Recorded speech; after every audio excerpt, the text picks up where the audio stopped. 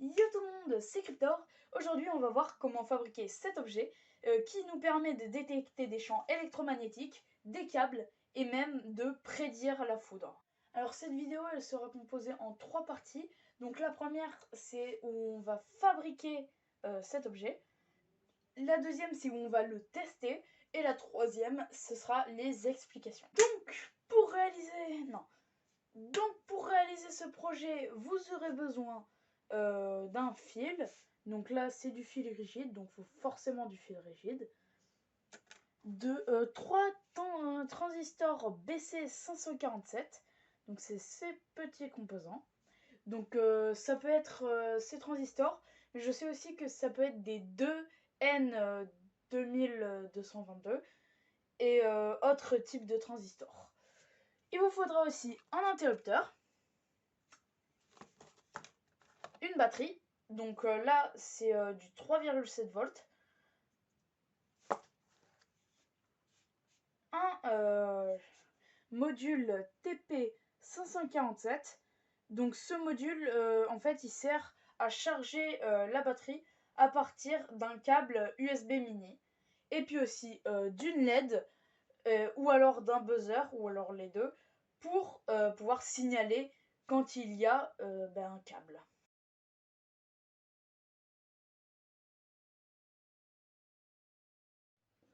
Donc là, j'ai disposé mes transistors sur une plaque et j'ai commencé à disposer mes résistances. Donc ici, il nous faut une résistance de 1 million d'ohms, ici de 100 kOhms et ici de 222 ohms. Donc celle-là, je vais la souder, et puis je vais la souder au transistor. Donc pour cela, je retourne, mais avant de retourner, il faut que je puisse que ces trucs tiennent. Donc je vais les plier. Donc ce que je fais quand je les plie, c'est que je les mets comme ça et je les mets avec un trou d'écart et tac. Hop.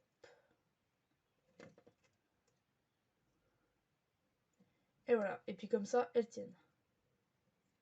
Donc je fais la troisième, mais celle-là je la plie vers l'horizontale vu qu'il y aura besoin de brancher la LED, donc il me faudra de la place. Donc je la plie comme ça.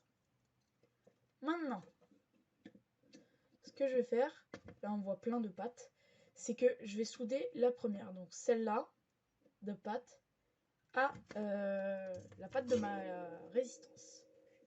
Donc,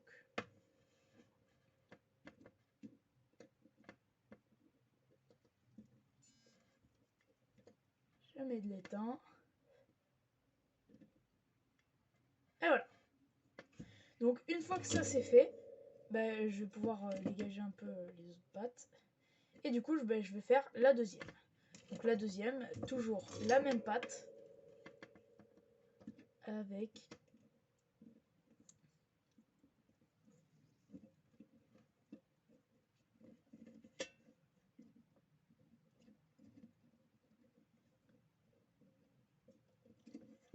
il suffit de les souder ensemble. Donc là, c'est un peu compliqué. Il y a plein de pâtes de partout. Et voilà. Donc là, maintenant, je vais couper les deux pâtes que j'ai soudées.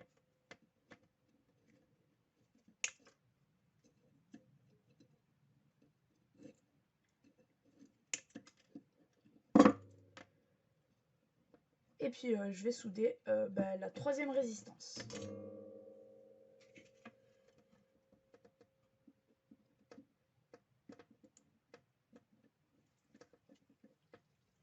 Et voilà. Donc, maintenant, je vais souder les transistors en cascade.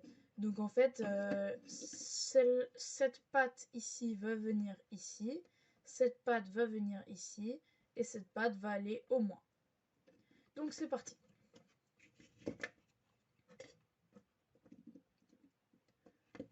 Donc là, pour que ce soit plus rapide, je vais directement retourner la patte du transistor pour qu'elle arrive directement sur...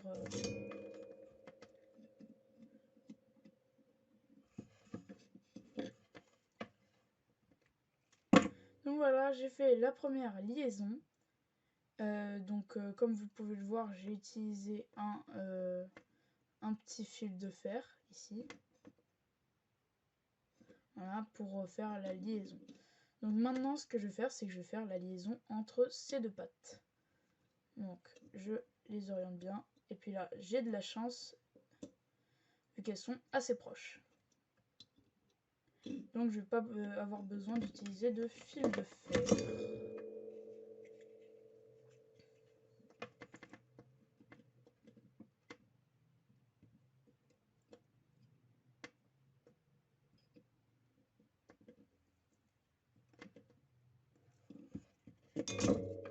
Et voilà, c'est déjà terminé. Donc, maintenant, ce qu'il nous reste à faire. Donc, maintenant, il va falloir connecter, plier déjà ces pattes là-dedans pour connecter au plus. Donc, ce que je vais faire, c'est que je vais les plier comme ça. Et ça va me permettre de les connecter vers le plus, donc qui sera ici. Donc là, ici, il y aura aussi cette patte qui va être connectée au plus.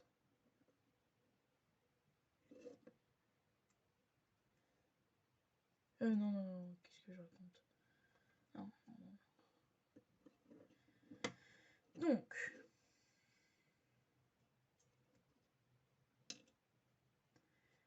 là, je vais mettre un peu d'étain ici. Là.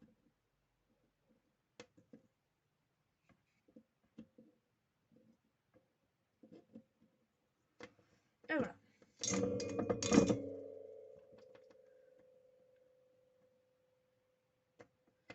Donc là, c'est connecté. Maintenant, ici, ce sera connecté au moins. Et là, à la LED. Donc la LED qui est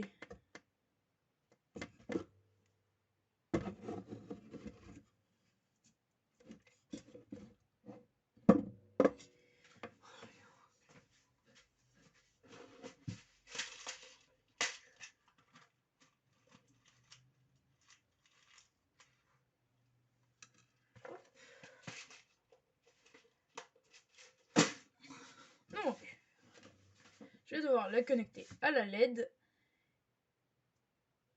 Et donc là, ce sera le moins de la LED, ici, donc la patte la plus petite.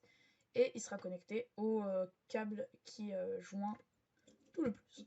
Donc je retourne. Donc là, c'est bien le moins de la LED. Et voilà. Donc je retourne. Je plie cette patte. Et les deux, je vais les plier ensemble pour que je puisse les souder.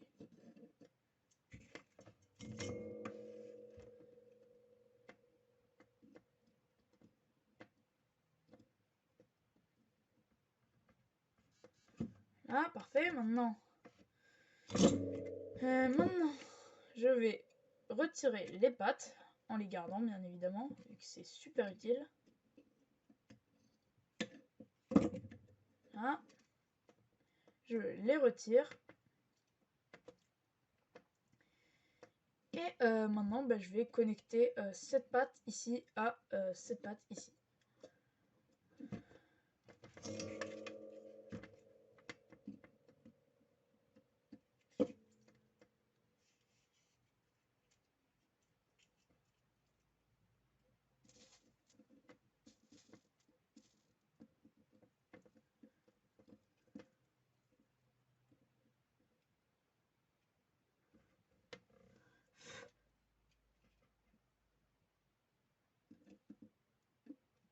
Voilà. Donc, je peux couper la patte de la résistance. Et maintenant, il nous reste deux choses à faire. Connecter le plus et le moins.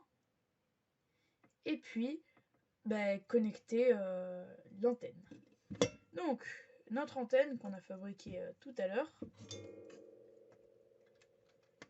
elle est juste là.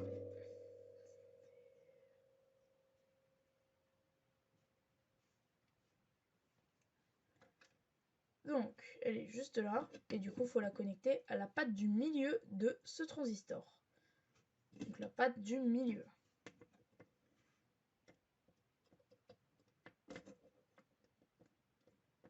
Donc là, je la mets à côté.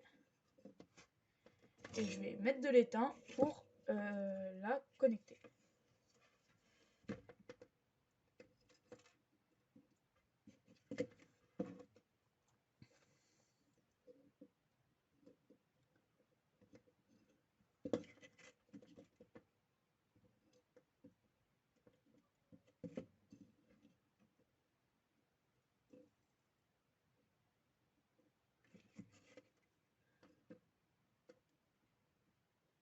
Et voilà.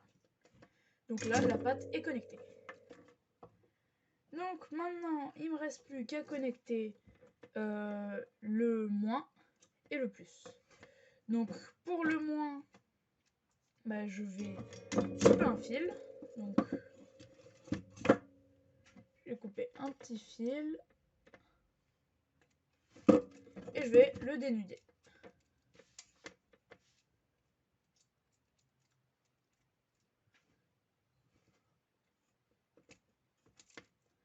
D'un côté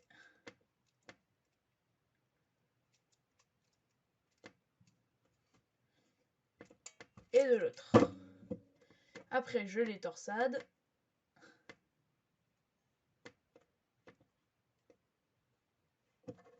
Et je vais le mettre dans mon interrupteur. Donc là, c'est ce petit circuit.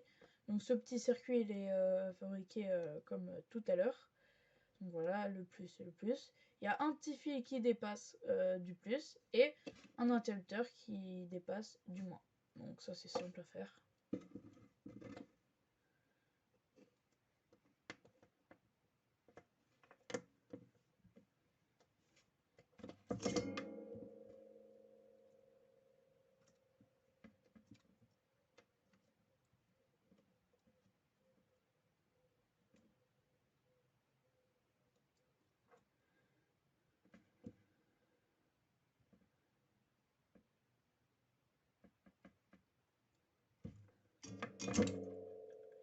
Et maintenant, je le connecte. Donc c'est le moins.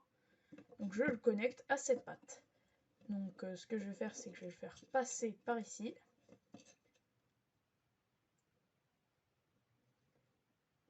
Donc, je torsade bien.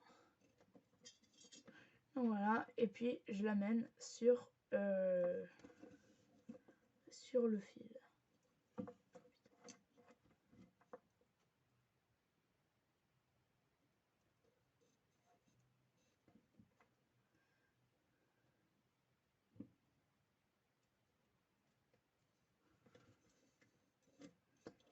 Voilà, il est juste là. Et maintenant, je vais le souder.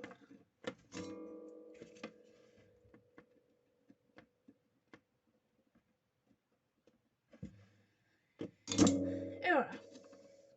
Donc, maintenant, il ne reste plus que le plus à souder. Et puis, tout sera terminé. Donc, le plus, je vais le souder directement sur la patte qui dépasse. Comme ça, je torsade. Et je mets un peu d'étain.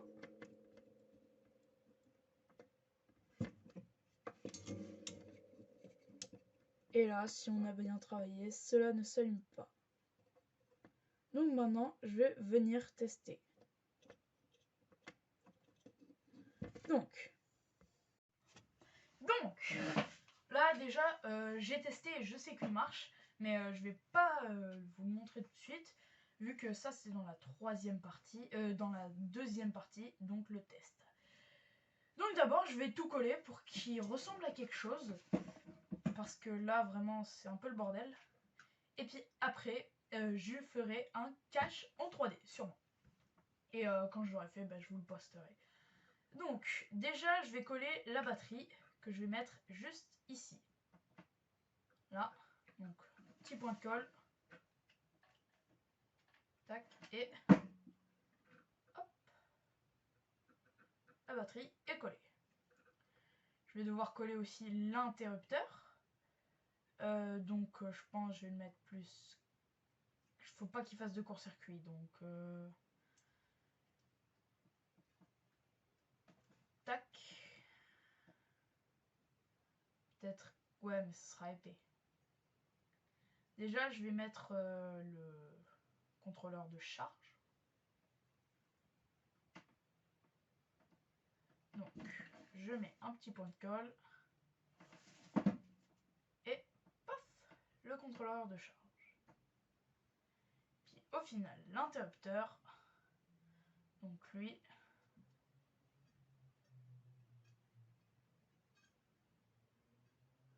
Comme j'ai dit, il ne faut pas qu'il fasse de court-circuit. Donc pour pouvoir bien glacer sans qu'il fasse de court-circuit, scotch. J'aurais pu mettre une gaine thermo, mais j'avoue que j'ai un peu la flemme. Voilà, je prends un petit bout de scotch. Avec des ciseaux, et puis... Voilà.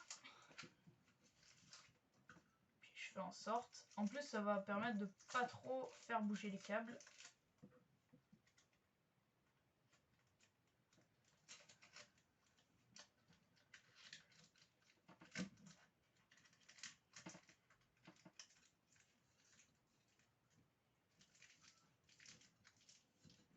Voilà, parfait. Donc là, plus de court-circuit possible.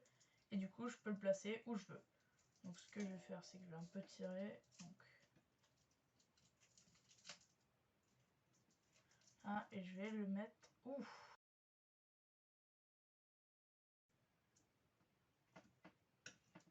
Là. Et là, un petit coup de colle.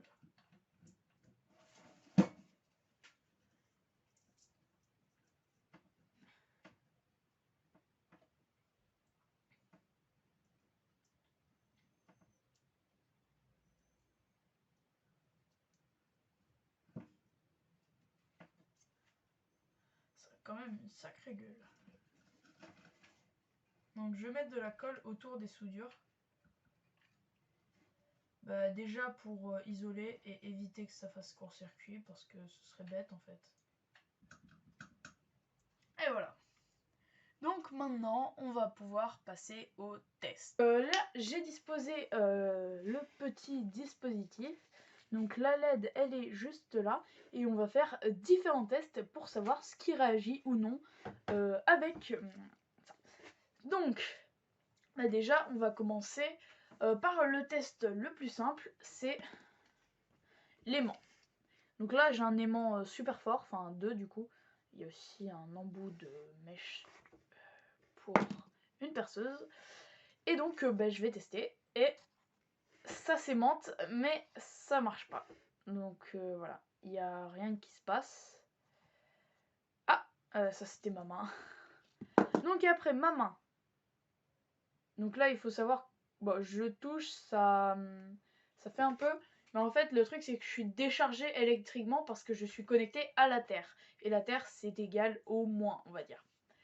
Donc, maintenant, on va tester quelque chose qui procure beaucoup d'électricité statique, qui nous fait lever les cheveux. Vous voyez? Bah, c'est un ballon. Donc là, normalement, ça devrait marcher. Donc, pas la peine de le fermer.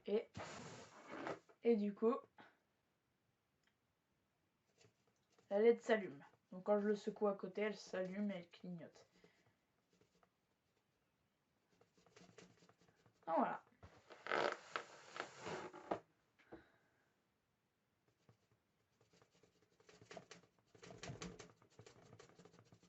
Donc voilà. Et du coup, le ballon, ça marche. Donc maintenant, on va passer au dernier test. Donc le dernier test, ça va être avec du courant, donc un câble qui est juste là, Et du coup, on va voir si jamais ça détecte bien le courant dans les fils. Donc, je déplace. Donc, on a notre détecteur. Là. On va brancher le radiateur. Voilà. Et maintenant, on voit qu'il est allumé. Donc, je vais prendre notre détecteur et le passer à côté du câble. Et on voit la LED s'allume. Voilà, elle s'allume parfaitement. Ça. Maintenant, on va augmenter. Là, on voit qu'elle s'est allumée. Et maintenant, je vais augmenter l'intensité du radiateur. Donc, logiquement, ça va augmenter le courant qui va passer dans le fil. Donc, augmenter l'intensité de la LED. Donc, là, j'augmente. En vrai, ça change pas trop. Mais on voit quand même qu'il y a du courant qui passe. Parce que là, elle doit être sûrement au maximum. Elle doit être sûrement au maximum. Donc, elle va pas plus haut. Donc voilà. Et aussi, on peut voir comme ça, on peut suivre le câble. Ça, d'ailleurs, ça c'est vraiment clos. Classe. Voilà. Il y a aussi le câble de la télé. Mais lui, ne marche pas forcément vu qu'elle est pas allumée. Mais voilà. Donc, je débranche le radiateur. Et voilà. Donc maintenant, on va passer aux explications. Donc, pour réaliser ce projet, on a utilisé ce qu'on appelle une échelle de transistors. Donc, qu'est-ce que c'est qu'une échelle de transistors? Alors, avant de savoir ce que c'est qu'une échelle de transistors, il va falloir savoir ce que c'est qu'un transistor. Donc, un transistor, généralement, ça se présente avec 3 pattes. Donc, c'est un petit composant comme ça. Donc, voilà, qui a 3 pattes. Donc il peut se présenter soit comme ça. Donc ça c'est un transistor MOSFET. Donc c'est des transistors très connus. C'est les transistors IRFZ44N. Donc c'est des transistors qui sont pratiques pour activer du courant. Sans avoir la tension minimale. Et il y a aussi d'autres transistors qui se situent comme ça. Donc là juste un. Et voilà, ils sont un peu plus petits. Mais ils ont la même utilité. Donc en fait, ces transistors, du coup c'est 3 composants, c'est des transistors. Donc en fait, ces transistors, ils vont avoir en fait un interrupteur. En fait, un transistor, c'est un interrupteur. Sauf que l'interrupteur, vous voyez, c'est vous qui appuyez sur l'interrupteur. Alors qu'un transistor, c'est le courant qui va venir appuyer sur cet interrupteur. Si jamais vous connaissez déjà, ça marche à peu près comme les relais. Mais le truc c'est que les relais c'est une action mécanique. Les relais en fait c'est un électroaimant qui va venir pousser une tige en fer qui va faire contact entre 2 plaques. Donc en fait il y a un électroaimant ici. Donc elle va pousser une tige en fer et du coup cette tige en fer elle va aller faire contact sur une plaque en fer et du coup ça va faire le contact. Donc ici c'est là c'est du mécanique, là c'est de l'électronique. Donc ça c'est un transistor.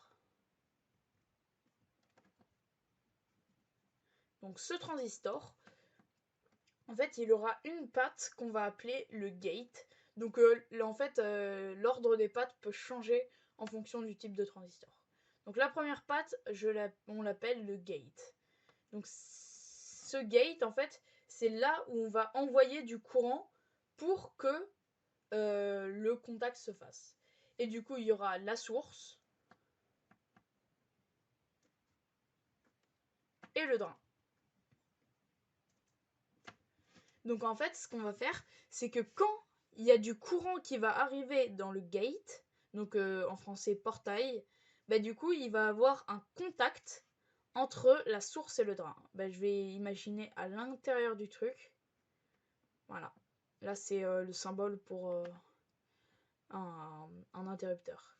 Donc quand le gate sera activé, en fait il va venir faire le contact entre la source et le drain. Donc le gate, généralement, on utilise une résistance de tirage à la masse. Donc c'est parce que pour que le gate il marche,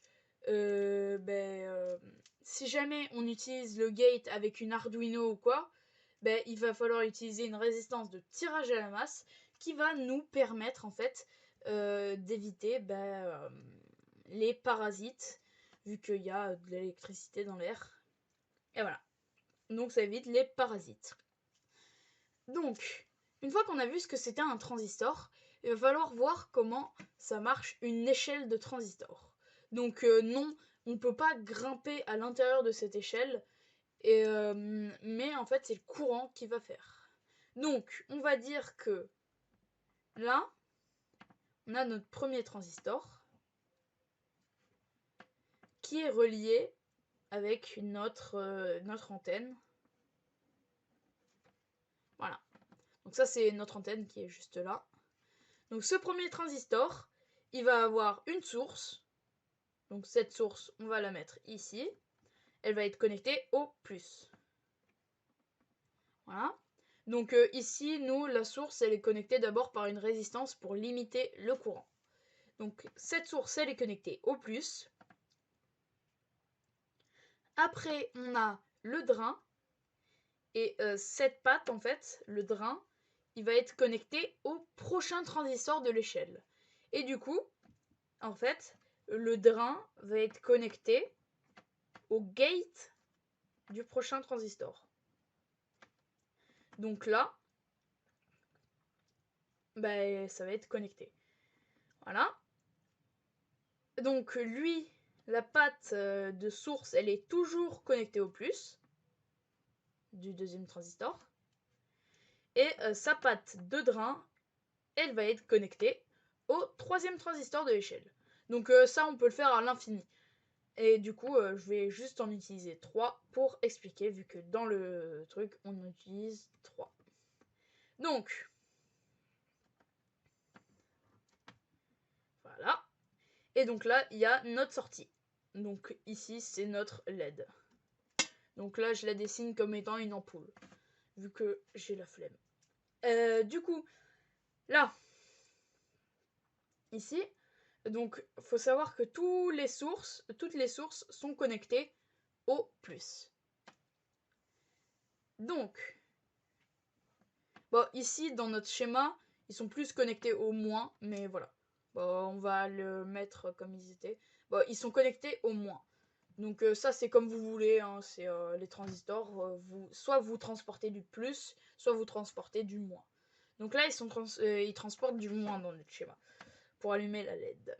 Donc, là, déjà, imaginons qu'il y ait un petit courant qui passe par un mini courant, mais vraiment super mini, qui va passer ici.